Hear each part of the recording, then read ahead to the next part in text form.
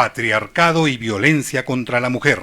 Para conversar sobre este tema es que el día de hoy tenemos el gusto de tener con nosotros a Roberta Marmanillo, socióloga e integrante de Humanidad Libre. Roberta, muy buenos días y muchísimas gracias por estar el día de hoy en Caja de Resonancia, en Radio El Sol y con las y los oyentes de Caja de Resonancia. Buenos días, gracias por la invitación. Buenos días a todas y a todos quienes nos están escuchando. Roberta, hay todavía gente que piensa que es un absurdo tener un día en contra de la violencia de la mujer. ¿Qué les dirías a esas personas?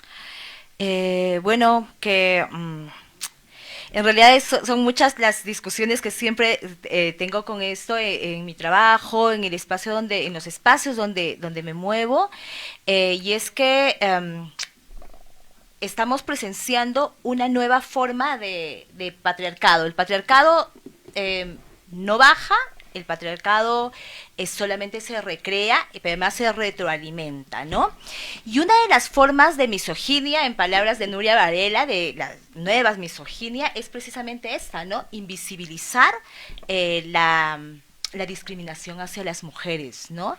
Y entonces negarse o cuestionar que exista un día en el que nos detengamos a pensar, porque además tendría que ser todos los días, un día en el que nos detengamos a pensar en esta problemática que termina siendo ya un lastre para la sociedad, nos está apabullando, nos está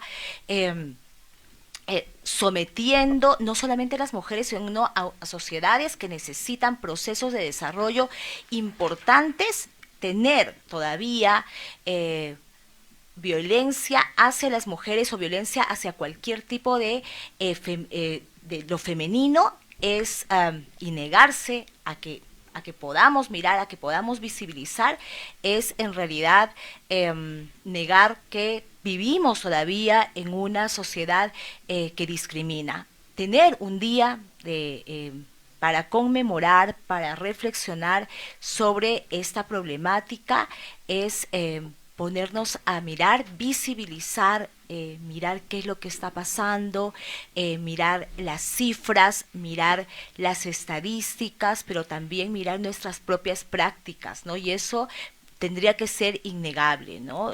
Además decir de eso, ¿y por qué no existe el día para la eliminación de la violencia contra los hombres? ¿No? Nos pone además en una situación bien ridícula, ¿no? Irrisoria. Claro, cuando tú ves que la mayoría de los casos, la brutalmente gran mayoría de los casos, es contra la mujer y por su condición de mujer. Ustedes en la institución han tenido algunos proyectos que trabajaban el enfoque de género en el Poder Judicial. ¿Cómo es la dinámica en el Poder Judicial en defensa del derecho a la mujer a no ser violentada, agredida, asesinada finalmente? Sí, nosotras en el 2015 más o menos trabajamos conjuntamente con Demos.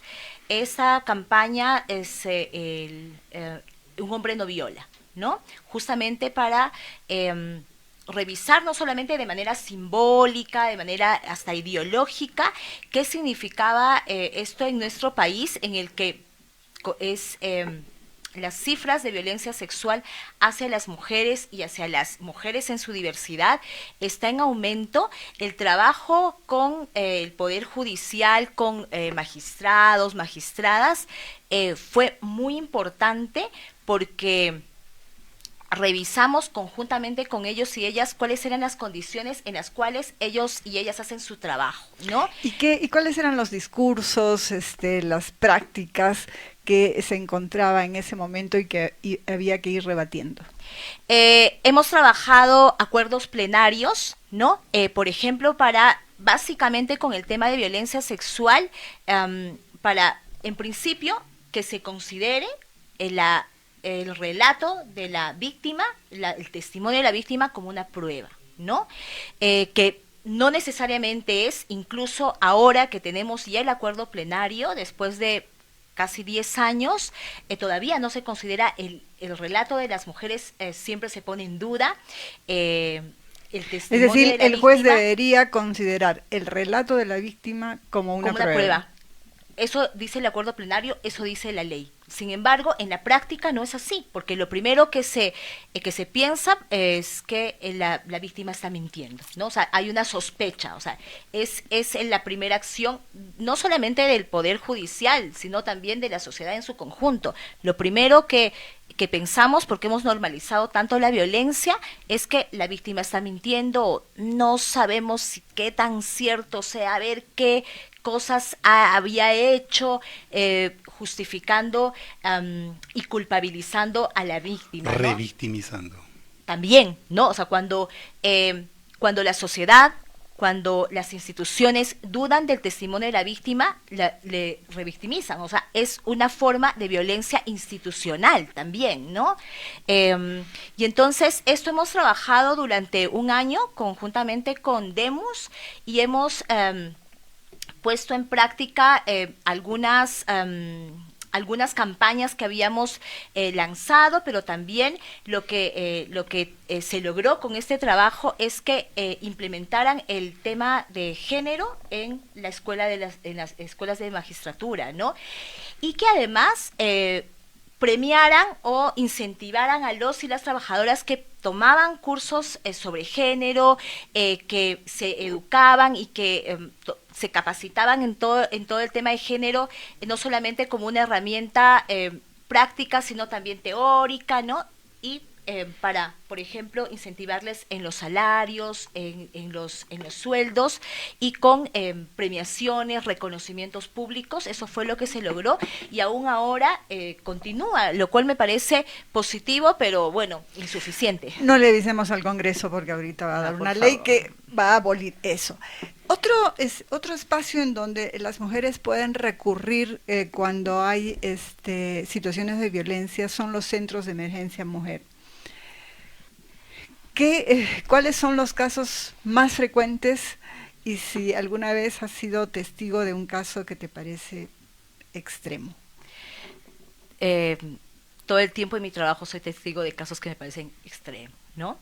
En el Perú existen más de 200 centros de emergencia mujer. Es un servicio, es el único servicio del Estado que trabaja con víctimas de violencia. Sin embargo, todavía hay mucho que trabajar. Pero cuéntanos al respecto, los casos, ¿no? Por ejemplo, en mi centro de emergencia mujer en que yo trabajo, obviamente no estoy aquí por el centro de emergencia mujer, estoy por Humanidad Libre, pero antes de la pandemia atendían mis compañeras de atención 1 a 2 casos semanales de violencia sexual, 1 a 2 casos. Después de pandemia, ahora actualmente atendemos 1 o 2 casos de violencia sexual a menores de edad diario, ¿no? Pero uno de los que más me conmovió cuando yo empezaba a trabajar el 2017 es que descubrimos mediante la línea 100, 2 niñas, una de 14, otra de 11 años que estaba siendo golpeada por la mamá, ¿no? Pero escudriñando, investigando, descubrimos que era porque una de las niñas le había dicho a la mamá que el padrastro le estaba violentando sexualmente, ¿no? Escudriñando mucho más, estaba la otra niña también. Entonces, lo que se hizo es que las llevamos a un albergue, pero además lo que pasó con la mamá fue dramático porque el día antes de que se les lleve al albergue, la mamá les dio una cuera tremenda, pero además ahora la mamá está pagando abogado para el agresor, ¿no? Otro caso similar, una niña de 10 años... Antes de que te pases al otro caso, ¿cómo se entiende? ¿Cómo se entiende? Primero que una mujer tolere ser agredida, que consienta que las hijas sean violadas por el hombre, por el padrastro, por su pareja, y que encima lo defienda y castigue a las niñas. ¿Cómo se entiende una cosa tan, no sé, rara? Así funciona el patriarcado, ¿no? La violencia sexual no tiene nada que ver con el deseo sexual o con el gusto o con el placer, ¿no? Tiene que ver mucho con la apropiación, ¿no? Del cuerpo de las mujeres, ¿no? Y si son más vulneradas, mejor, ¿no? Es mucho más fácil, es mucho más, puede quedar en mucha mejor impunidad, pero además cómo se entiende que la madre tolere y la madre defienda. eh, en todos estos años que he tratado de investigar, la verdad, no lo entiendo. O sea, yo Bueno, no, de no lo entiendo. repente es parte de la propia dinámica del patriarcado, la dominación y la opresión, ¿no? No es raro, es tampoco ver a obreros que defienden al patrón, o si nos remontamos a épocas anteriores, a ver a esclavos que defendían el esclavismo, por irnos a un tiempo demasiado remoto, pero es así como funciona el mecanismo de dominación, porque el patriarcado es pues un sistema de dominación, ¿no Claro, es cierto? porque el patriarcado y el colonialismo tienen una vieja compañía, ¿no? Un viejo apoyo, ¿no? Por eso, cuando hablamos del entronque patriarcal, es esta forma de defiendes a tu amo que al mismo tiempo te domina, ¿no? Y el patriarcado hace eso, ¿no? Bueno, en este sentido de las madres que prefieren defender a su opresor, tiene que ver mucho esto, ¿no? Esto de la dominación, del poder. Prefiero quedarme con, o sea, porque las mujeres históricamente eh, hemos estado tan desprotegidas de todo, ¿no? Que bueno, si tengo que escoger entre mi marido que me mantiene y que además llena mis vacíos emocionales, voy a escoger a mi marido antes que a mis hijos e hijas, ¿no? Así funciona también el patriarcado.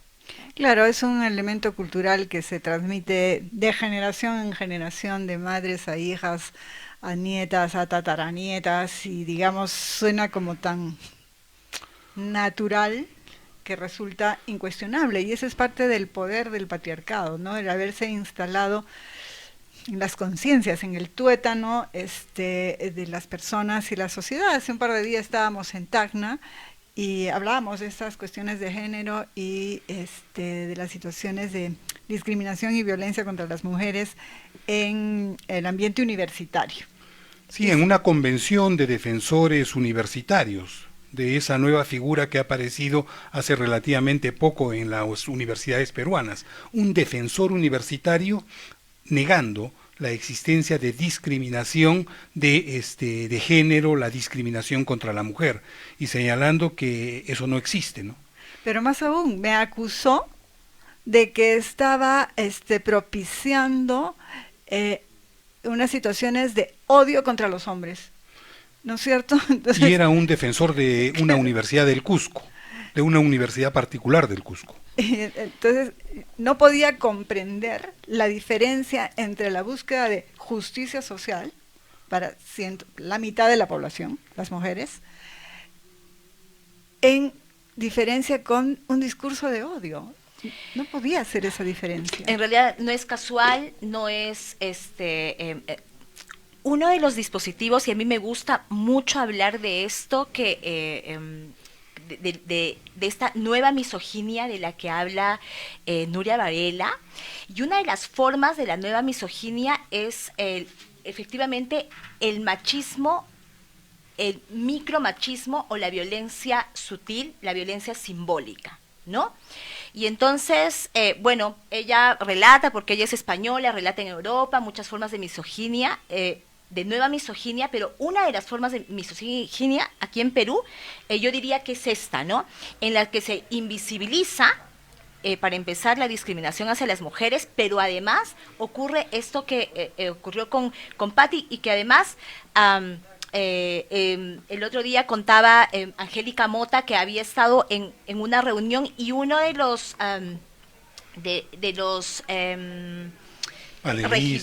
regidores de Lima, que además pertenece a este grupo de Con mis hijos no te metas, que además es otra forma simbólica de la nueva misoginia, hablaba precisamente de cómo las feministas y cómo el movimiento feminista se había inventado el término de feminicidio, ¿no? Y que efectivamente no existe, porque si vemos las cifras, decía él, si vemos las cifras, hay más muertes de hombres que de mujeres, ¿no? Y efectivamente, si vemos las cifras, por supuesto que sí, los hombres se matan entre ellos porque son violentos, pero el feminicidio tiene que ver con la muerte de las mujeres, el asesinato de las mujeres por su condición, ¿no? Es un crimen de odio, pero no solamente contra las mujeres cisgénero, sino sobre todo contra las mujeres trans, ¿no? Y la invisibilización de eso, pero además el cuestionar esto y decir, además con el discurso de las feministas lo que hacen es más bien generar odios contra los hombres, y los hombres también sufren, si los hombres también son violentados. Este es un nuevo discurso y un nuevo relato del patriarcado que nos está retrocediendo, ¿no? Nos está tratando de avanzar, pero retrocediendo en los derechos que hemos logrado, ¿no? Porque no solamente es el discurso, sino es toda la política pública ahora. Roberta, hablando precisamente de ello, ¿cómo es que se enfrenta los avances reaccionarios, conservadores, patriarcales que se viene sucediendo hoy en día, no solo en la sociedad peruana, arequipeña, sino también a nivel mundial? Los renovación popular, los con mi familia no te metas, no solamente es un fenómeno peruano, no solamente es un fenómeno latinoamericano, es a nivel internacional. ¿Cómo tú crees que se debe enfrentar a este tipo de corrientes, a este tipo de pensamientos y de comportamientos tremendamente reaccionarios? Creo que primero es fundamental los espacios pedagógicos, ¿no? En los que realmente tomemos conciencia, nos demos cuenta cómo la violencia está siendo tan tolerada, porque una de las bases por las que no hemos avanzado en eliminar la violencia, en disminuir la violencia, es la tolerancia a la violencia, ¿no? Y hablamos de la violencia simbólica como algo simbólico, como muy pequeño, ¿no? Pero en realidad es muy grande, es la base. ¿Un ejemplo de violencia simbólica? De violencia simbólica, por ejemplo, es los estereotipos de género, ¿no? El sexismo, que es tan cotidiano y un ingeniero es más importante que una maestra. Exacto, ¿no?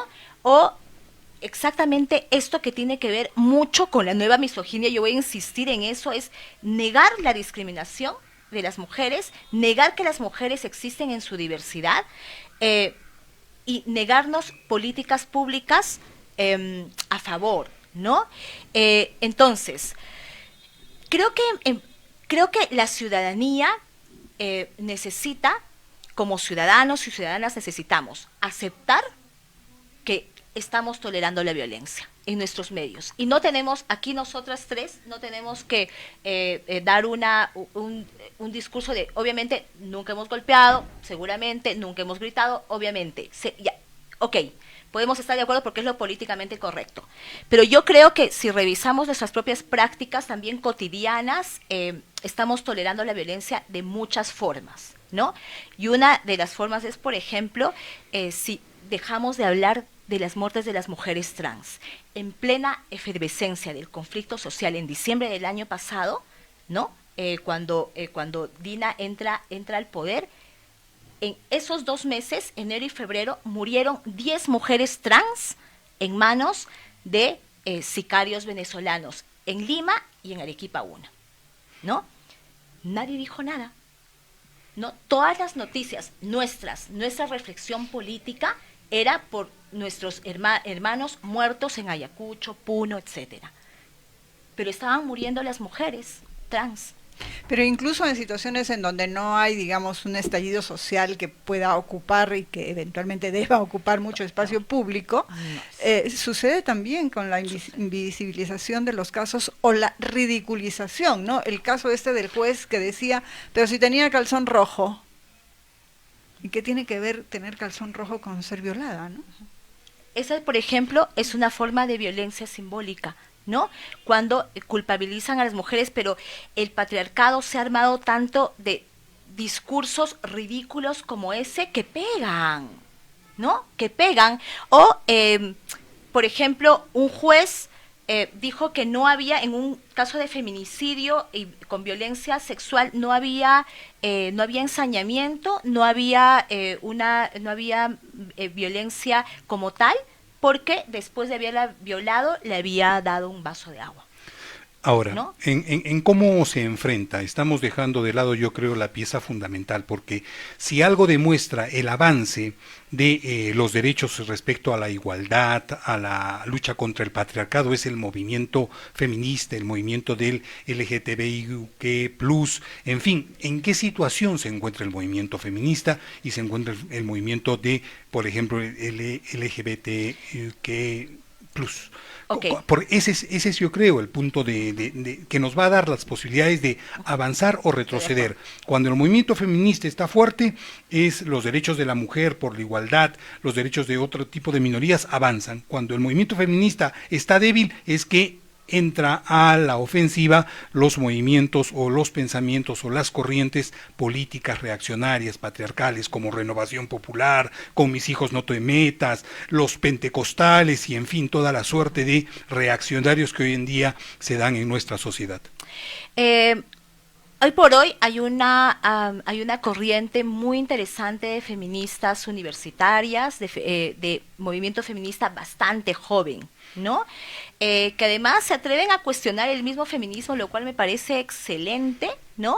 Y creo que es ahí, o sea, creo que ese es el movimiento que hay que rescatar, hay que fortalecer. Sin embargo, hay también una suerte de explosión entre las generaciones, ¿no? Creo que el movimiento feminista en su interior todavía tiene muchos vacíos, tiene muchos conflictos y muchos desafíos, y eso no nos está permitiendo